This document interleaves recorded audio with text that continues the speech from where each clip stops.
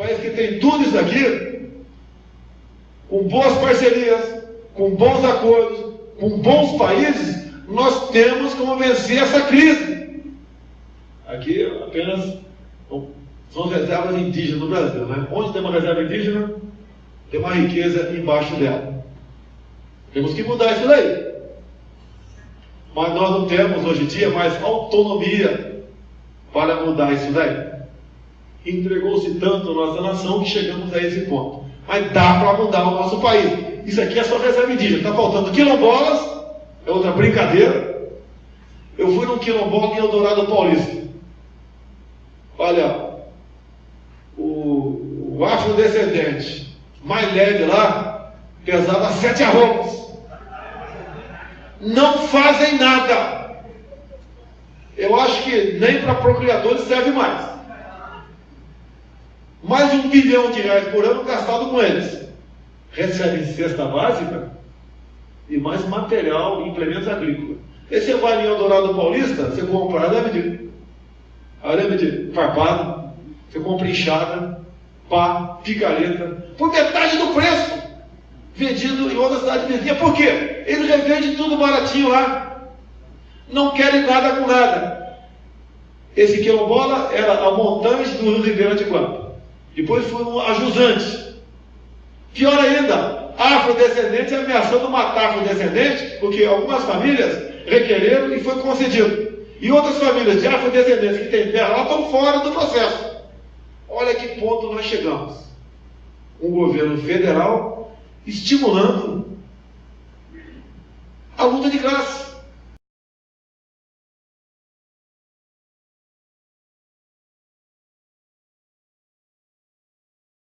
Senhor presidente, senhoras e senhores deputados, o Brasil não precisa mais de ódio. O Brasil não precisa mais ter o senhor de escravos. O Brasil não precisa mais e não deve colocar os negros no tronco. Isso foi feito ontem, quando o deputado Bolsonaro, na comunidade judaica, ele disse que nós, os negros, principalmente, tinha visitado um quilombo. E quando chegou neste quilombo, tinha um negro de não sei quantas arrobas, que não servia absolutamente para nada, no maior desrespeito que possa ter com a população negra brasileira. E ele ainda disse mais, que se for presidente da República, e não será, ele vai acabar com tudo isso, porque os negros sequer servia para procriação. É essa forma como se fala de um povo majoritário nesse país, que tem dado o seu suor para o desenvolvimento desta nação, e não pode, por um deputado federal que recebeu mais de 300 mil votos de um estado como o estado do Rio de Janeiro, que é majoritariamente não branco, ele é majoritariamente negro. Senhor presidente, senhoras e senhores deputados, nós não podemos mais aceitar essas provocações de Bolsonaro. Não tem código de ética para ele, não tem limites para ele, ele não tem respeito. E a comunidade judaica, ela sabe perfeitamente o quanto custou para ela quando alguém pensou que ela era diferente, portanto, teve o maior genocídio conhecido na história. Agora tem o genocídio do povo negro e também o genocídio do povo indígena. Nós não podemos aceitar este papel que ele se presta para a nação brasileira, envergonhando inclusive este plenário, porque neste plenário nós temos negros, nós temos negras, nós temos brancos, e nós exigimos respeito. Ele não respeita pobre, ele não respeita negro, ele não respeita as mulheres. Aqui ele já provou que não respeita, e não tem uma punição para Bolsonaro nessa casa. É inadmissível que ele continue jocosamente rindo da cara de um povo um povo sofrido, um povo trabalhador. É inadmissível que diga que vai acabar com o negro, que vai acabar com o indígena nesse país. Senhor presidente, é grande a minha revolta e indignação. Muito obrigado. Senhor presidente, recentemente, o deputado Jair Bolsonaro foi à Hebraica, no Rio de Janeiro, e durante sua palestra lá, prezado Coronel Fraga, foi atribuído ao deputado Jair Bolsonaro falas de cunho racista, porque ele falou ali de reserva indígenas e quilombolas. Mas vejam bem, quem que protocolou a ação acusando o deputado Jair Bolsonaro de racismo junto ao Procurador-Geral da República? Um dos deputados está aqui, deputada Benedita da Silva, que em 2014 tem a acusação de 2 filhos seus trabalharem na UERJ, na verdade, sem aparecer, só apareciam para receber o salário. Ato contínuo, em 2015, a Justiça bloqueou seus bens numa medida contra a improbidade que ela teria praticado enquanto governadora do Rio de Janeiro, um mandato tampão de apenas alguns meses, mas que já ensejou a abertura de um processo de improbidade. Outros se associaram a ela, como a deputada Maria do Rosário, que dispensa comentários, até porque deve ter preocupações maiores, já que está na lista da Engevix da Lava Jato. Então percebam, prezado Fraga, esse é o tipo de pessoa que vai acusar o Jair Bolsonaro de racista.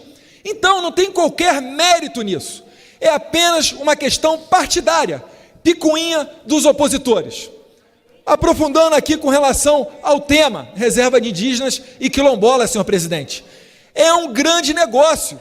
Uma área equivalente a toda a região sudeste, prezado Major Rocha. Pode juntar aí Minas Gerais, Espírito Santo, Rio de Janeiro, São Paulo. Isso aí é destinado a nem 1% da população brasileira. Na verdade, não é nem a 0,5% da população. Essa área é destinada a 0,26% da população brasileira, que são os índios. E, coincidentemente, todas elas, senhor presidente, áreas riquíssimas. Então vejam, agora o governo coloca também uma política quilombola. E o pior, está demarcando como área quilombola, área onde estão presentes negros. Negros brigando contra negros. Será que existe alguma justiça nisso? Será que existe algum mérito nisso?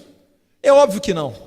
Por trás disso está uma política que não é nem milionária, é bilionária. Somente para quilombola, senhor presidente, é mais de 1 bilhão por ano. É ou não é um grande negócio? E quem demarca, obviamente, conta com a simpatia deles para fazer propaganda na época eleitoral, para votar nesse tipo de pessoa. Então eu termino minha fala, senhor presidente, dizendo que, se depender da minha caneta, haverá terra indígena sim, mas haverá terra indígena apenas na parte justa. Não uma demarcação exagerada e estrondosa, como tem sido feita atualmente, até com a constitucionalidade dela bem duvidosa, já que não passou pelo Congresso Nacional a ratificação dessas reservas indígenas, mas sim para que os índios sejam integrados à sociedade. Ninguém aqui deixa de ser mais brasileiro ou menos brasileiro por ter um telefone norte-americano. Por que os índios não podem ter acesso a uma estrada, a explorar a sua terra e poder ali bem viver com os confortos que nós, sim brancos, acabamos por desenvolver através da tecnologia? Então essa é a mensagem. Acredito que a deputada Benedita vai pedir uma parte de 1 minuto, que é regimental dela. Aliás, tem muito a explicar. Fique à vontade. Eu sei, de racista, nós não temos nada, até porque o sogro do Jair Bolsonaro ele é negro. Senhor presidente, eu solicito o direito de resposta porque eu fui citada de uma acusação. E estou em plenário. Vossa Excelência tem 1 minuto para direito de resposta. Não, não é 1 minuto, senhor presidente. Me dê o regimento aí, por favor. Regimento é 1 minuto. Depois, senhor presidente, não tem direito à réplica depois da minha fala, segundo o regimento. Democrata. Por quê? Democrata. Por quê? Democrata. Por quê? Democrata. Porque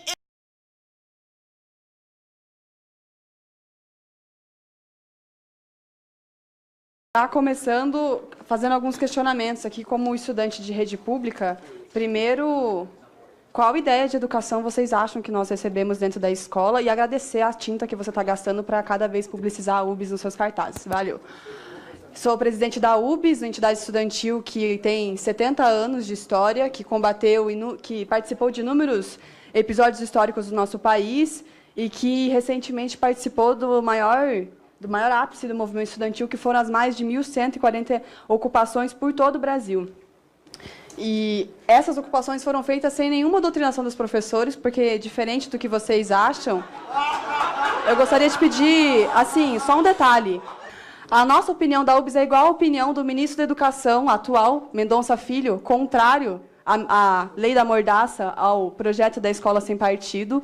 E nós viemos aqui hoje, eu vim aqui representando uma entidade estudantil, justamente para entender quais são os problemas que vocês acham que tem dentro da escola pública. E aí eu questiono, porque falam aqui de debater aborto dentro da escola, mas hoje dentro da escola a gente não consegue debater nem o livro de história, porque falta o livro de história. Falta muitos debates que hoje poderiam estar sendo feitos dentro da escola, são censurados, como, por exemplo, o debate de gênero, que foi perseguido pelos planos nacionais e municipais de educação, onde até gênero alimentício foi tirado dos planos, porque vocês não conseguem entender a importância de debater a vida dos estudantes dentro da escola. É lastimável observar que uma casa como essa vem debatendo um projeto como esse, que é de censura.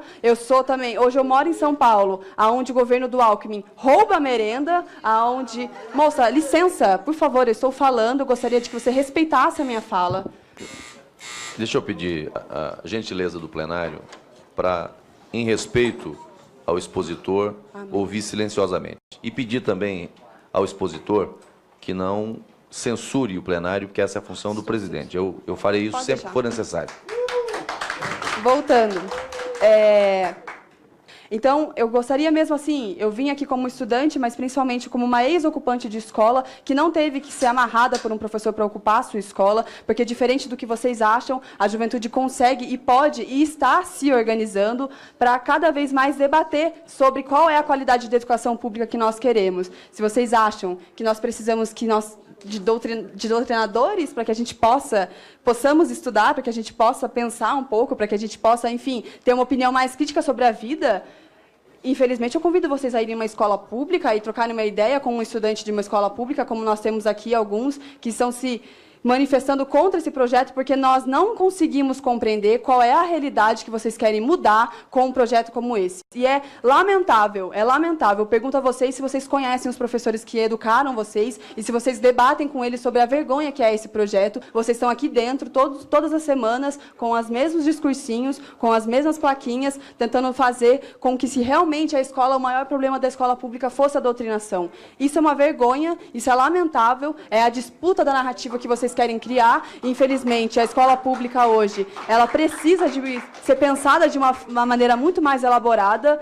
E assim como o ministro da Educação, Mendonça Filho, é contra esse projeto, porque ele sabe que esse projeto não vai trazer nada de bom para a escola pública, a não ser mais bagunça, como é a medida provisória 746, a medida do ensino, da reforma do ensino, que na verdade é uma deforma do ensino, que vem acompanhada desse projeto, inclusive. A gente vem aqui discutir e questionar vocês, afinal, o que vocês acham que rola dentro da sala de aula, porque a última audiência que eu acompanhei, infelizmente, muitas pessoas vieram aqui para falar basicamente como se os professores só dessem Marx e Lenin para os estudantes lerem dentro das salas de aula. Me desculpa, nas ocupações de São Paulo a gente encontrava inúmeros livros, todos eles amontoados numa mesma sala e nunca foram entregues para os estudantes. Nas ocupações aqui de Brasília, os estudantes foram ameaçados porque eles se opunham a justamente essas ideias dessa escola manipuladora, dessa escola que censura, porque é isso, esse projeto censura. Se vocês se sentem ameaçados e acham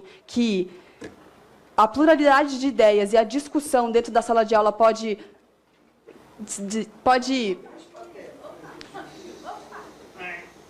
Tudo bem, moça? Tá bem aí?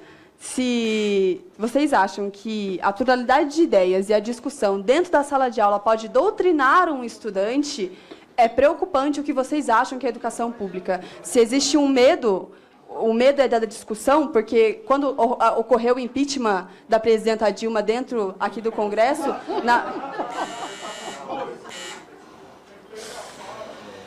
quando aconteceu o impeachment, nas escolas públicas, e em especial nas ocupações, os estudantes debatiam. E eu vi inúmeros estudantes contrários e favoráveis ao impeachment debatendo sem nenhum problema, sem a intervenção de um professor. E nós acreditamos que essa casa tem o dever de debater temas que são mais importantes para todos os estudantes, para o futuro de várias gerações, do que debater a tal da doutrinação. Mas, infelizmente, todos vocês querem ignorar este fato e agora querem aqui ficar pagando de bonitinhos com esses cartazes, falando que eu sou filiadas a partido, mimimi e tudo mais, o que é lamentável, porque isso demonstra que estudante secundarista tem mais argumentos e consegue debater mais sobre esse projeto do que vocês. E vocês podem continuar dando risada, não tem nenhum problema. A gente vai continuar se unindo e, como eu já disse em outras entrevistas, eu vou voltar a colocar aqui, vocês todos estão dando mais do que motivo para a gente voltar a ocupar tudo e, mais uma vez, discutir com os estudantes e os professores qual é o modelo de educação pública e de qualidade que nós queremos. Muito obrigada. Essa presidência agradece a presença do deputado pastor Marco Feliciano. Vossa Excelência tem a palavra. Senhor presidente, eu estou vindo aqui já algumas sessões, e todas as sessões eu ouço, e cada vez mais o meu coração se abre para a Escola Sem Partido. É necessário, de fato, esse projeto ser aprovado. Esses 5 pontos. Nada mais do que isso. 5 pontos que são meritórios, que têm educação, que são clássicos, e não ferem a ninguém, muito menos direito, quer seja de professor, mas protege o aluno com toda a sua força. Eu vi atentamente tudo aqui e cheguei à seguinte conclusão. A esquerda se desesperou de fato. Chegou o fim. Caminhamos para o sepultamento da esquerda nacional. Não apenas nacional, como nas Américas e em todas as partes do mundo. Nunca funcionou. O pensamento é bonito, a história é lúdica, mas ela não faz sentido. Não faz sentido. Queria fazer uma pergunta direta à senhorita Camila. Você é presidente da União Brasileira dos Estudantes Secundaristas, né? Você estuda? Em que série você está? Em nome da sua escola? Fala no microfone para ficar registrado, por favor. Eu estudo no ensino técnico, já concluí meu ensino médio e a UBS representa todos os estudantes do ensino médio, técnico e profissionalizante. Certo, são 40 milhões de alunos, é isso? 53 milhões. Então tem que atualizar o site. O site da UBS diz 40 milhões. Pode deixar, nós e vamos uma centena de erros de português que não deve estar lá dentro, principalmente vocês que representam a universidade. Pois bem, você fala por todos esses alunos? Sim, fui eleita para isso. A sua camiseta também fala por todos os seus alunos? Não, o que está nas costas. Não, fora Temer. Essa camiseta não é minha, mas então, que eu peguei emprestado de um diretor da sim, UBS que entendi. chegou aqui. Inclusive, senhor presidente, Vossa Excelência disse nas reuniões passadas que nenhum debatedor deveria sentar na mesa com qualquer símbolo que identificasse seu posicionamento político, né? Eu poderia ter feito isso antes, mas eu logo entendi que ela não foi avisada, ou como aconteceu, que ela precisou usar uma camiseta aqui às pressas. Mas a sua camiseta qualifica o debate. E desqualifica você para estar sentada nessa mesa. Desqualifica. Porque isso mostra que, de fato, há uma doutrinação nas escolas. Se não houvesse a doutrinação nas escolas, a nossa CPI, tanto da UNE quanto da UBS, que foi incluída no último requerimento, por 3 vezes, senhor presidente, deixo aqui isso bem claro, por 3 vezes tentamos uma CPI, não para punir os estudantes, mas para saber o que é feito com os recursos federais dados a essas duas entidades, tanto a UNE quanto a UBS. E houve um aparelhamento aqui dentro contra os deputados, e, infelizmente, nós não temos um presidente da mesa que tenha coragem, firmeza para colocar a CPI para andar, porque por 3 vezes me fizeram correr dentro dessa casa e colher assinatura.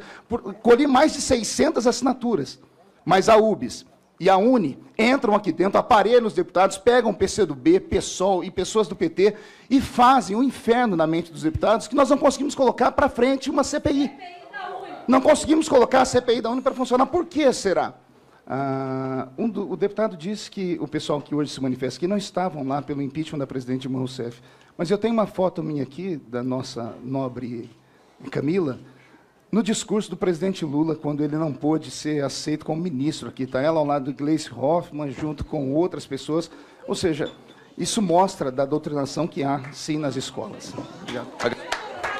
Agradeço. Deputado Eduardo Bolsonaro, Vossa Excelência tem a palavra para suas ponderações. Senhor presidente, eu acredito que a senhora Camila Alanis, ela é realmente, endossando aqui as palavras do deputado Marco Feliciano, é a caricatura deste ato, dessa audiência pública, não só dessa, como das anteriores também. Fazendo aqui um palco político, onde se ignora a questão do Escola Sem Partido, pois, como muito bem dito na fala centrada do deputado Passarim, se todos lessem aqui, ponto a ponto do projeto, ou concordariam, ou então cairia a máscara e sim assumiriam a sua posição autoritária. Porque todos aqui sabemos, não está se criando direito, está apenas explanando. E quem é que tem medo dessa divulgação, desses direitos? Exatamente aqueles que são beneficiados pela doutrinação ideológica. Não cabe mais aqui negar, para mim isso aqui, não convém mais fazer uma audiência pública e fazer todos nós perdermos nosso tempo para ouvir esse tipo de fala. Ora, dizer que não existe doutrinação ideológica, prezado vereador. Se eu abrir meu WhatsApp, Instagram, ou for em qualquer escola do país aqui, eu vou saber, pelo menos, de algum aluno ou da escola vizinha que escreveu Bolsonaro no quadro e foi suspenso. Mas escrever fora Temer pode. Aí, perfeito. E depois ela vem aqui, querendo dizer que representa os estudantes, com fotos ao lado da Dilma, bandeiras do PCdoB, com camisa fora Temer, e dando esse risinho de deboche aí, como deve ser aí a sua conduta para com o seu pai e para com a sua mãe. Senhor presidente, queria saber quais são as contribuições dessas ditas ocupações, né? Que eu partilho aqui da opinião que tratam-se de invasões. Isso na minha terra chama-se crime. E depois, quando a polícia é obrigada, através de uma ordem judicial, a fazer uma reintegração de posse, posam de vítimas. Não, é opressora, está me batendo. E é por isso que eles não entendem os ocorridos durante o período do regime militar. Mas eu adianto aqui, as ocupações ou invasões, né, renderam muitos frutos. Atraso do vestibular, decréscimo ali no posicionamento do Brasil na prova internacional do PISA, e inclusive um assassinato, lá no próprio Paraná. E vem aqui com a cara de pau para dizer que estão colaborando com o futuro do país. O futuro do país, presidente, é com ordem, é com disciplina, é com respeito à autoridade e com respeito, principalmente, aos dizeres que estão aqui, se a TV Câmara puder filmar, os deveres do professor. O professor que não doutrina, ele não está nem preocupado com isso, que ele não vai ser atingido. E termino, senhor presidente, dizendo que sim, em Cuba, realmente há uma democracia. Lá existem mais de 600 parlamentares. Aí do parlamentar que não for filiado ao Partido Comunista. Vai para o paredão muito democraticamente. Assim como ocorre hoje de maneira, entre aspas, velada na Venezuela, né? Caracas, a capital mais violenta do mundo. Qualquer passeata lá, tem gente morrendo. Tem gente morrendo, senhor presidente. Então eu termino aqui com essa minha fala e dizer que pela primeira vez, vou fazer um elogio, hein? Pela primeira vez eu não vi o debate indo tanto para o lado de atacar pedras aos cristãos, que normalmente fazem isso, né, deputado Flavinho? Invertem a lógica, usam, como bem dito pelo vereador Felipe Ribeiro, aquela jogo de palavras para fazer valer como se eles fossem uma parte oprimida dentro das escolas. Lembro aos senhores que nós estamos aqui numa democracia. E se não fôssemos um país cristão, as mulheres não estariam sentadas aí debatendo com os outros. Vocês estariam sendo apedrejadas, açoitadas, e isso nenhum parlamentar aqui deseja. Muito obrigado, senhor presidente. E eu queria dar um testemunho, porque eu sou estudante de economia da PUC de São Paulo. Ela disse que estuda economia. Eu queria que a TV Câmara pegasse essa foto aqui, se pudesse dar um close. Prezada Karina Vitral, já que você estuda economia, você sabe como é viver como um venezuelano? Fazer um racionamento de ovo, se matar por causa de um pedaço de frango. Você tem noção do mal que você está fazendo ao fazer esse tipo aqui de apologia? É apologia ao genocídio, apologia ao homicídio, a capital onde mais se matam pessoas no mundo. Diga-se de passagem, desde 2012 é proibida a comercialização de armas de fogo na Venezuela. O Brasil está indo para o mesmo caminho. Mas, senhor presidente, voltando aqui as atenções ao tema dessa audiência pública, eu acredito que foi das mais esclarecedoras. Parabéns, Fernanda Salles, pela coragem, Douglas Garcia, do Direito a São Paulo, por ter vindo aqui também expor o vídeo ali, onde fica incontestável, inegável, essa relação da doutrinação das crianças em sala de aula. E aqui não vai chegar um senso comum. O relator Flavinho, acredito que já tenha noção disso. Haverá uma parte vencedora e uma parte vencida. Não terá como fazer acordos. Porque na cabeça desse tipo de gente, em que acha que fazer isso aqui está defendendo o bem, está defendendo a democracia, Eles acham que as nossas crianças são propriedades do Estado. Deputados aqui do PT já disseram isso aqui nessa comissão. Não, esse negócio da família educar o seu filho, isso é coisa do passado, isso é coisa de retrógrado. O Estado tem que se meter sim. Então, se tiverem aqui escola em tempo integral, base nacional comum curricular, do jeito que eles quiserem, cheio de ideologia de gênero, dane-se aí se o Brasil é uma das últimas posições no exame do PISA. O importante, prezado Douglas, é Paulo Freire, é ter senso crítico. Senso crítico, sabe o que é, né? É gritar fora Temer, é dizer que vocês são fascistas. Eles negam a genética. Perfeito, Fernanda Salles. Mulher, XX, homem, XY. Acabou. Não tem o que ser diferente disso. Isso sim é ser retrógrado. Então eu peço a Deus que ilumine a cabeça do relator.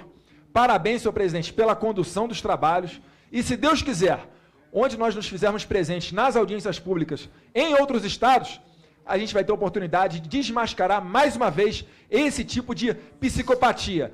Ela deve estar confundindo aqui, quando falou que quando um burro fala, o outro fica quieto, deve estar confundindo com o seu líder máximo, que está enroscado na Lava Jato e estava depondo hoje aqui para a Justiça.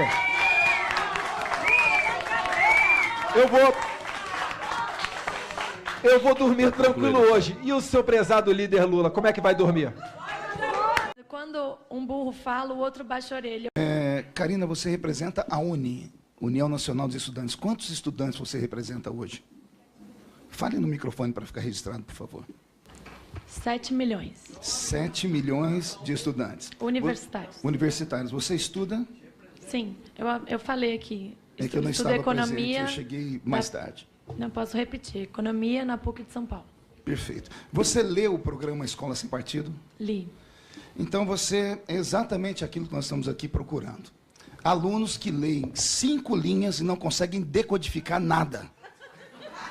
Você é exatamente o exemplo daquilo que nós estamos falando, de alunos que vão para a escola e são doutrinados em todo tipo de assunto, menos no assunto que aqui lhe foi prometido. Podem gritar, não vão me calar, fascistas, não vão me calar. Aprendi com vocês aqui. Aprendi com vocês. Voltando ao assunto. A Karina representa aqui nessa comissão hoje, senhor presidente, nada mais, nada menos do que a herdeira de uma viúva de recursos públicos. Eu falo com conhecimento de causa sobre a UNE, a União Nacional dos Estudantes, que embolsou o dinheiro público e até hoje não consegue explicar para onde foi o dinheiro público. Detalhe, essa senhorita presidente que aqui está na mesa, ela passou quase 3 meses, todos os dias dentro desse parlamento, foi até questionada se ela estudava ou não, em reuniões com o PCdoB, com o PSOL, e não apenas dentro da casa, como em restaurantes, isso foi divulgado pela imprensa, para barrar o trabalho da UNE. Pena que esse aqui não é o nosso debate, que eu queria lhe encontrar numa CPI. Aí eu iria lhe tratar como bem deveria ser. Mas, como esse não é o assunto aqui é o seguinte, Karina. Se você não consegue decodificar uma página que tem 5 linhas, não consegue entender o que aqui está, porque não há crime nenhum ali nesses deveres, você mostra como estão os nossos alunos, os nossos universitários, que ao invés de se formarem em intelectuais, se tornam meros fantoches dos partidos de esquerda que existem no nosso país. A cultura marxista-leninista está impregnada. Nós falamos isso aqui em todas as reuniões que nós temos da Escola Sem Partido. O que mais me deixa irritado é saber que você, que representa a União Nacional dos Estudantes, nunca fez nada para gritar contra o que fez o governo anterior. Contra esse vocês gritam, vocês esguelam e fazem de tudo. Onde estava a UNE, por exemplo, em 2006, quando a Pátria Educadora perdeu 10,5 bilhões de reais, que eram 10% do nosso PIB, do orçamento anual? Onde estava a UNE que não foi para a rua se manifestar? Onde estava a UNE em 2009, quando houve a reforma ortográfica, que para mim foi um retrocesso na língua portuguesa, simplesmente dizendo que a língua portuguesa era muito rebuscada, ou seja, era escorreita demais, era perfeita demais, e isso era como se fosse a forçação do alto clero, da elite branca sobre os mais pobres. Destruíram a língua portuguesa. Onde estava a UNE quando isso aconteceu? Onde estava a UNE quando arrancaram as matérias de OSPB e Educação Moral e Cívica das escolas, que tirou todo o civismo dos nossos alunos? Uma educação falha, querida Karina, uma educação fraca, querida Karina, ela é pior do que um assassinato em massas. Se houvesse seriedade no nosso país, pena que não há, Se o nosso país fosse diferente, os indicadores da nossa educação seriam motivos de passeata nas ruas. E isso, liderados por você, que é presidente nacional da Estônia. Mas isso não acontece. Isso não acontece por quê? E a UNE deveria se encabeçar disso, deveria ir para cima disso, mas infelizmente não vai. Para terminar, senhor presidente, porque esse assunto me deixa extremamente irritado todas as vezes que eu venho para cá, porque, infelizmente, nós sabemos que esse projeto terá muita dificuldade de ser em plenário, terá dificuldade de ser aprovado em plenário, por causa das lutas de esquerda que nós temos aqui dentro. Os deputados não vêm para a comissão, quando vêm é para fazer o seu pequeno deboche e vão embora. Só que agora, o que eles não esperavam é que houvesse uma reação da sociedade. Se não, ainda que não seja aprovado isso aqui dentro da Câmara dos Deputados, os pais estão na rua, as mães estão na rua, estão indo para as escolas, estão questionando os professores, estão colocando os professores dentro do seu pequeno quadradinho que extrapolaram. Estão lutando contra os sindicatos, estão lutando contra este grupo de pessoas que pensam que nos representam de fato. Para terminar aqui, eu tenho aqui na minha mão o Estatuto da UNE. Para conseguir isso aqui foi difícil. Eu tive que ter acesso à assistência jurídica da Câmara para conseguir o Estatuto da União Nacional dos Estudantes. E aqui diz assim, no artigo 1º, no seu caput: a União Nacional dos Estudantes, com sede no Rio de Janeiro, na rua tal, no número tal, com subsedes tal, é uma associação estudantil sem fins lucrativos, sem filiação político-partidária, livre e independente de órgãos públicos e governamentais, entidade máxima de representação de todos os estudantes de graduação dos estabelecimentos de ensino superior do país. Isso aqui é verdade, Karina. A UNE não tem filiação partidária nenhuma. Nem todos os partidos políticos de vocês têm o privilégio de ter uma juventude organizada como é o meu partido, o PCdoB. A UNE não tem interferência nenhuma de órgãos públicos governamentais. Vá contar piada em outro lugar. Muito obrigado.